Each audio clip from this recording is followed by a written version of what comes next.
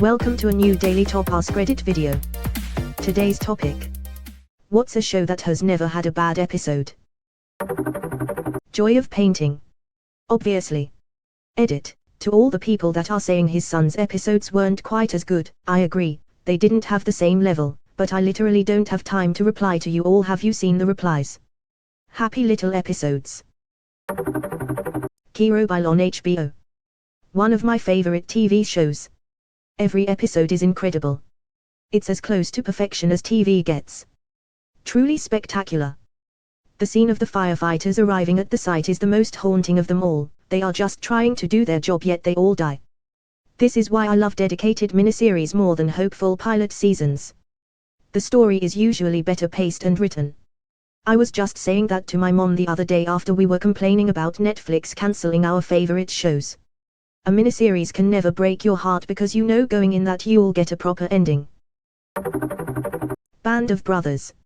Edit. A bit overwhelmed by all the responses, can't reply to them all. Thanks though.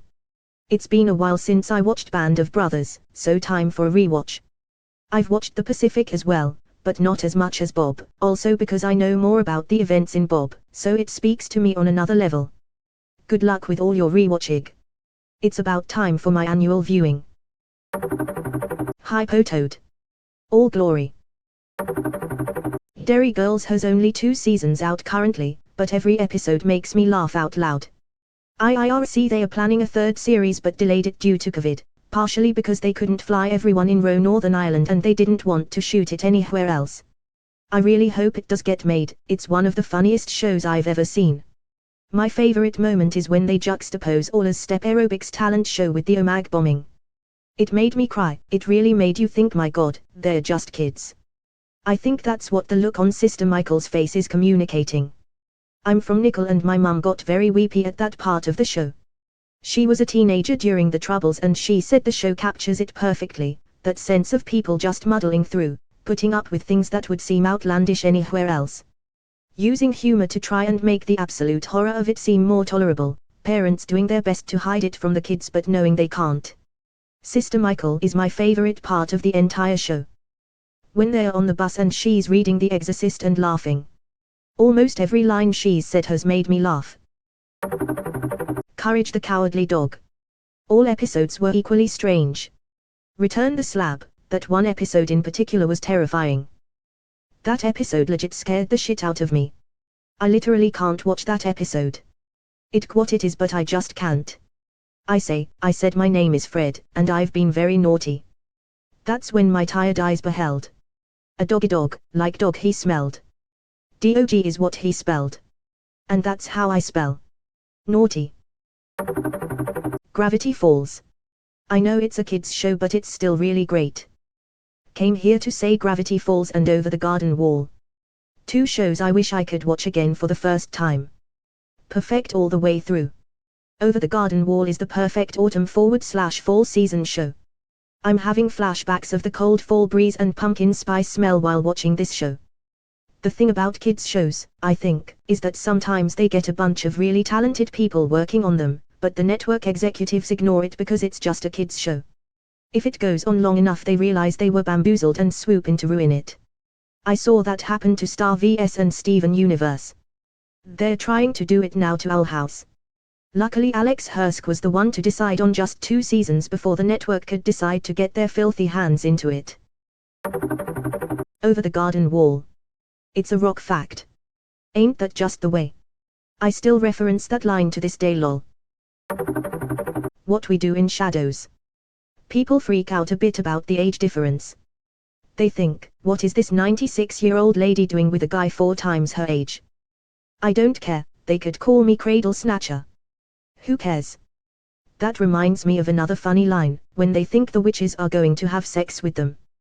The witches reveal themselves to be super old, Adore and Laszlo are still totally into it, and Adore goes MILFs. The moment the creep paper joke was made in the first episode I fell in love with the show. I still think about creep paper and get the hysterical giggles. I'll take my hat back, you crispy piece of shit. Ted Lasso. So excited to dig into season 2 soon. How do you take your tea, Ted?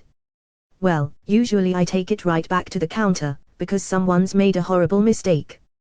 Hello, Miss Walton. Please, call me Rebecca. Miss Wilton is my father. If that's a joke, I love it.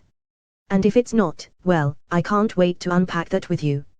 He is so endearingly unflappable, ha ha ha. Spaced. I feel like I spend so much of my life telling people how perfect Spaced is if they haven't seen it.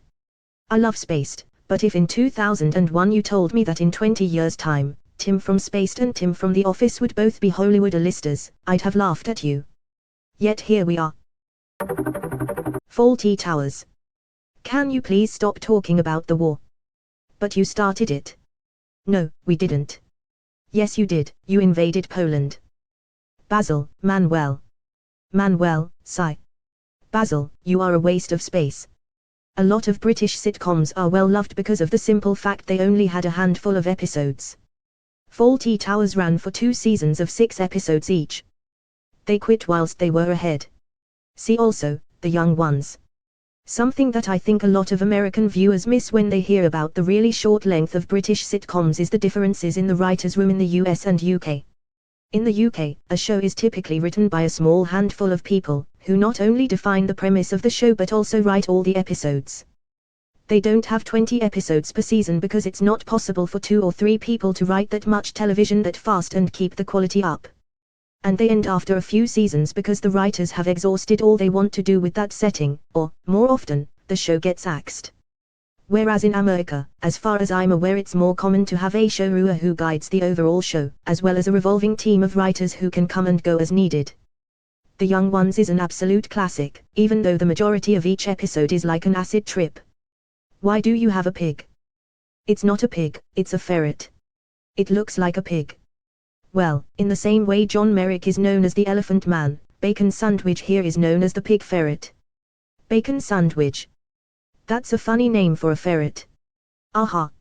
He actually is a pig after all. Father Ted. That would be an ecumenical matter. Should we all be racist now? What's the official line the church is taking? Only, the farm takes up most of the day and at night I just like a cup of tea. I mightn't be able to devote myself full-time to the old racism. It's the Greeks I'm after. Father Ted, it's not as if everyone's going to go off and join some mad religious cult just because we go off for a picnic for a couple of hours. Father Dougal, God, Ted, I heard about those cults. Everyone dressing in black and saying our Lord's gonna come back and judge us all. Father Ted, no. No, Dougal, that's us. That's Catholicism. Police Squad. Granted, it only had 6 episodes, and 3 movies. We would have come sooner, but your husband wasn't dead yet. Pure gold. Barry. 50/50ths with Christabel. You're King of Suckballs Mountain. Anthony Carragher, NoHo Hanks actor, got an Emmy nomination for that episode. I recommended this to my dad who unbeknownst to me ended up watching a Barack Obama documentary with the same name. I suffered a very confusing 30 seconds when he started to discuss it with me after he watched it. Freaks and Geeks. My only complaint about episodes is that there aren't more. There was a guy who was going to make more episodes, and he died. I'm kinda glad it ended before it could get bad. Some things like Marshall getting into disco and James Franco hanging out with the geeks I'm not sure how you deal with in the long term. Also I think Lindsay got a good arch learning to live more for the moment while still being responsible. Malcolm in the Middle. Hal fixing a light bulb, my absolute favorite scene in the show, also exactly how my life is these days. I always felt like this was an underrated show. Bryan Cranston is the greatest character on that show. I like when he's teaching Reese how to properly use his skates /rollerblades. Lol. I mean I'd consider a show that ran for 7 seasons to be underrated. Especially with children in the show, you can only keep that going for so long before everything gets weird. Goldbergs. You mean teaching Malcolm? Reese and Francis already know how to skate, and both are warning Malcolm. I just started Breaking Bad, and I can't not see Hal. It's not detracting from the show at all, it's still really good, but goddamn watching Hal doing horrific shit is strange. I think the fact he's bald in Breaking Bad made it easier to see him as Walter White as I got into it. Pushing Daisies. Such a great show that ended way too soon. Damn writers' strike. The strike, plus being so expensive with all the visual effects. Such a great show. I really wanted to see how they would resolve the whole I love you, but I can't touch you or you'll die. Again plot. Fleabag. It's only 2 seasons, but damn if every episode isn't great. Do I just have a massive asshole? I sometimes worry I wouldn't be such a feminist if I had bigger tits. Counselor, do you really want to fuck the priest, or do you want to fuck God? Fleabag, can you fuck God? Counselor, oh yes. Fleabag, look, just please tell me how to not fuck a priest before I get arrested. Highly agree. That show is so damn good. And the fact that S2 was even better was really surprising, as S1 was so great. I think a lot of shows benefit from having 10 or less episodes a season. Like very concise and focused.